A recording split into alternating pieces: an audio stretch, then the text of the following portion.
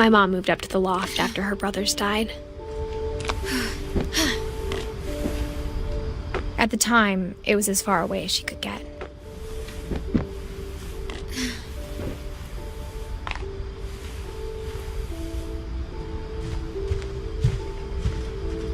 She spent a summer building houses in Calcutta, where she met my dad, Sanjay.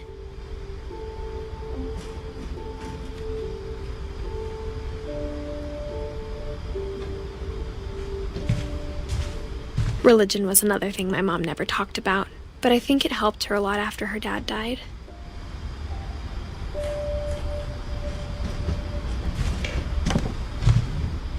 My mom moved to India a week after graduation and got a job teaching English. Louis was born a year later. When my dad died, I don't think Mom knew where else to go. I'm sure Edie was happy to have her back.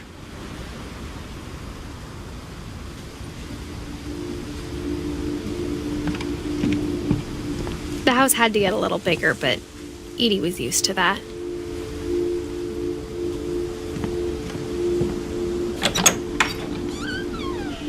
And for a while, things were good. Almost normal. But it didn't last. The beginning of the end was Milton's 10th birthday, when Edie gave him a castle.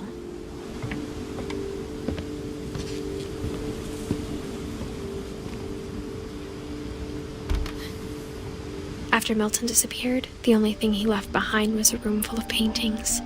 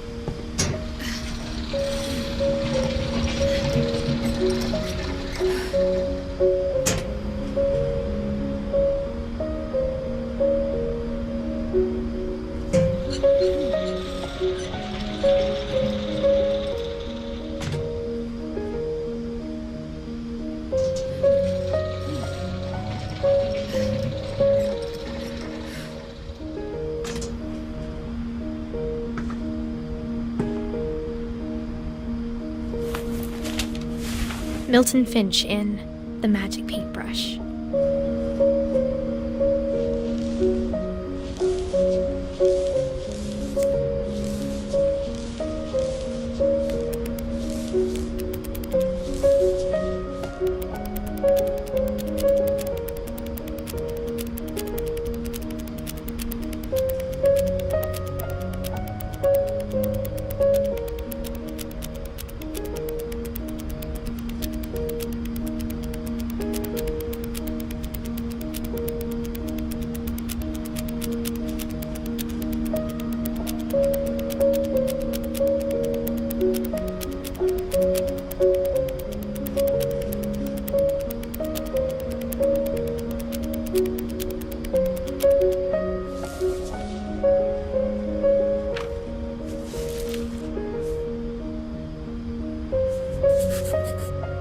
I was 4 when Milton disappeared.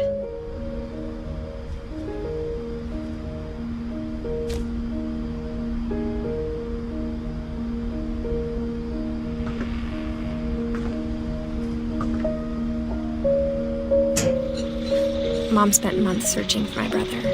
Then she sealed the doors.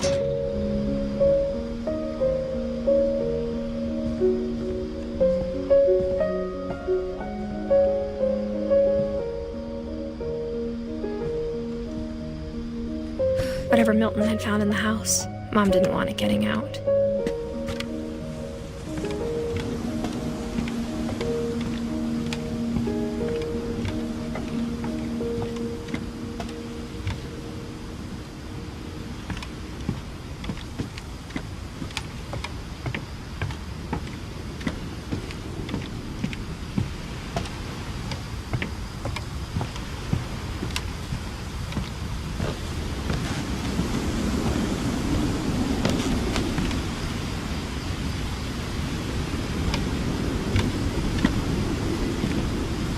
Mom definitely blamed Edie, but I think Lewis blamed himself.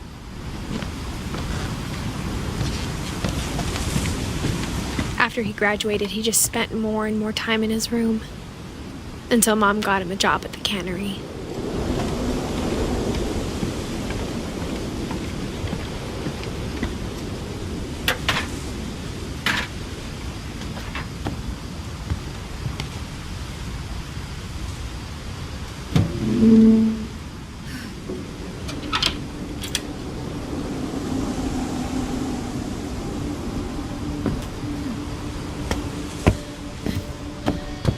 Lewis's room smelled very, very familiar.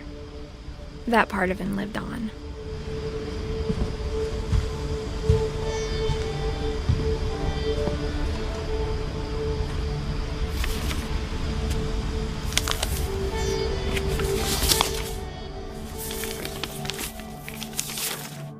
Dear Mrs. Finch, as Lewis's psychiatrist, I can understand your desire for an explanation. As I see it, the trouble began in January, shortly after we convinced your son to seek treatment for substance abuse. Newly sober, I believe Lewis first noticed the monotony of his daily life.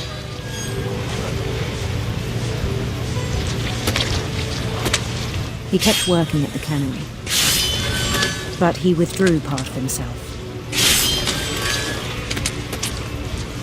In our sessions, I saw the same behavior. His mind began to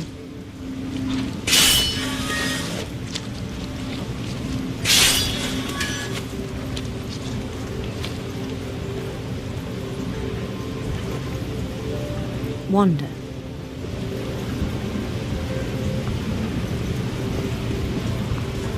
I asked him to describe it. He said he started small, imagining a labyrinth. He'd feel his way about. Then something moved. Bats. And toads.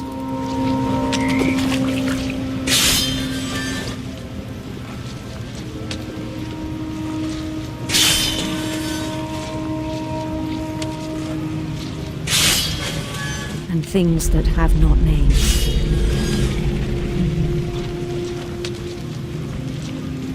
He knew it was all in his head.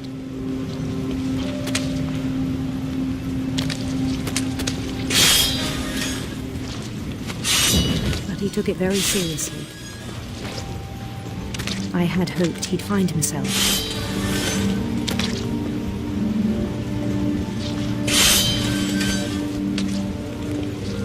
But he found something more.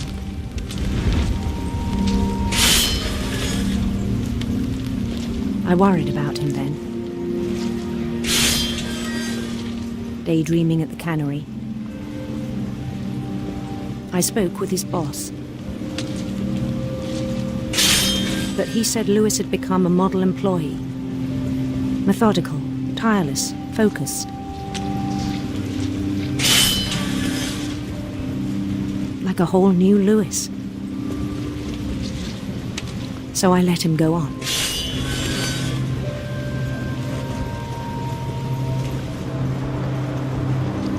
I even encouraged him. It seemed very promising at first. He told me he'd made a new friend.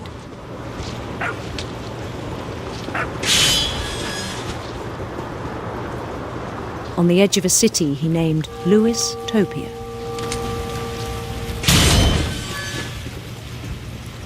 He built the city up slowly, brick by brick. Then he made musicians.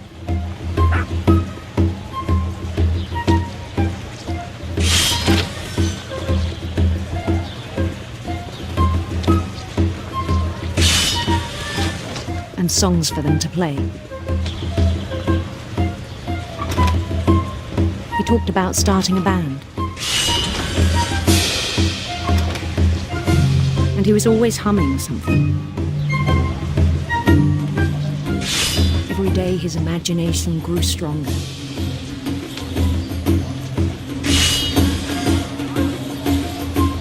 He no longer spoke at the cannery. But his chopping was as reliable as ever. Then one day it struck him that all the cheering crowds, even the stones under his feet, were all in his imagination, so he could do whatever he wished.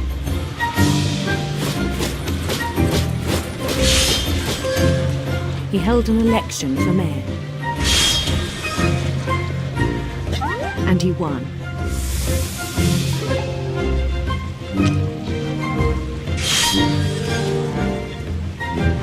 They begged him to stay, but his mind was already wandering. It became a game for him.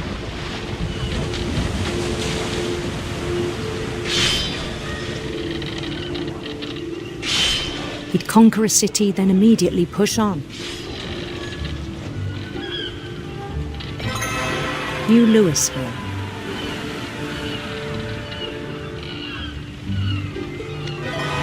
St. Louis. He started drifting away from our reality.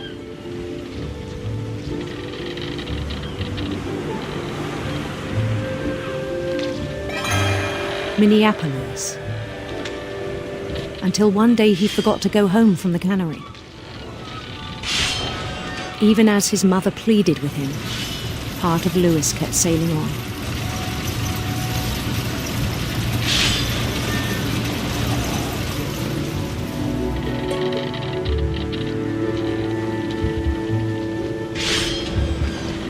In Louisburg, he heard rumors of a handsome queen.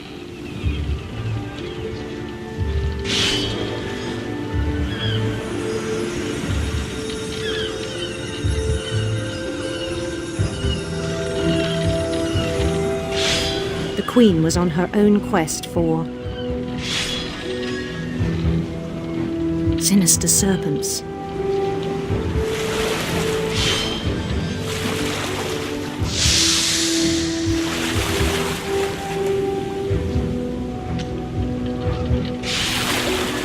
He followed the sound of her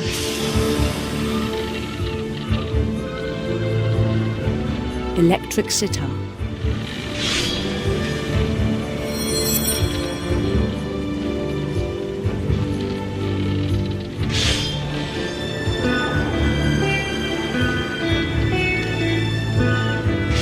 His chase led him to a golden palace east of the sun and west of the moon. Even then, his logic remained sound. He knew the world was all in his imagination.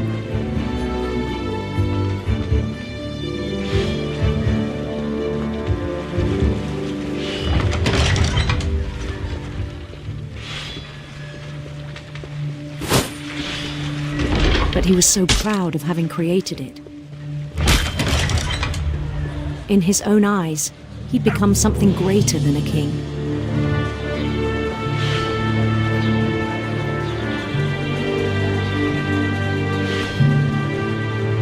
For someone who'd never known success in the real world, I think it was overwhelming. And then it struck him that the real Louis was not the one chopping salmon, but the one climbing the steps of a golden palace.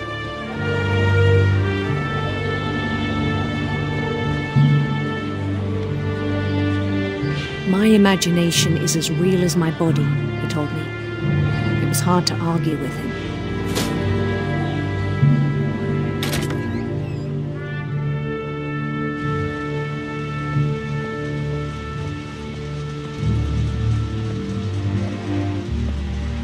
He began to forget the world we know.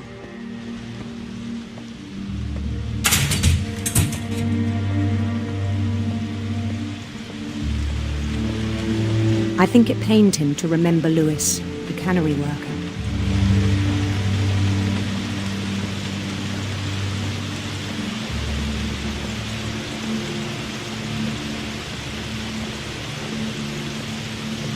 He began to despise the man with a royal contempt.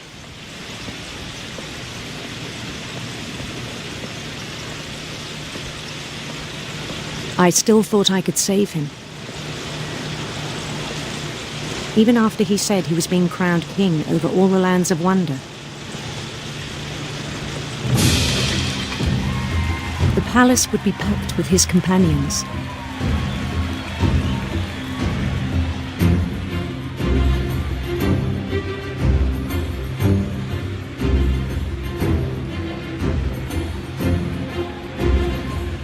Including the wise Calico who'd insisted on inviting him.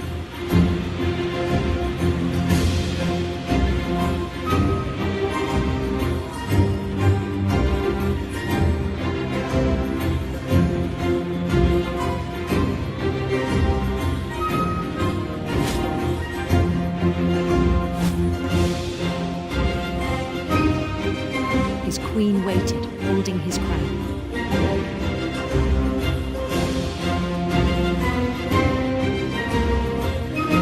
There was only one thing left to do.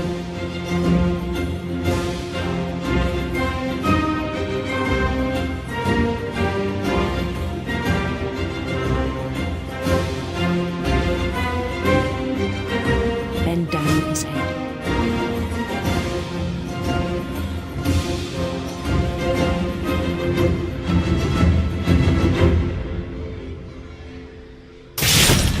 The rest I think you know. Mrs. Finch, your son was a kind man who will be missed by all of us who knew him.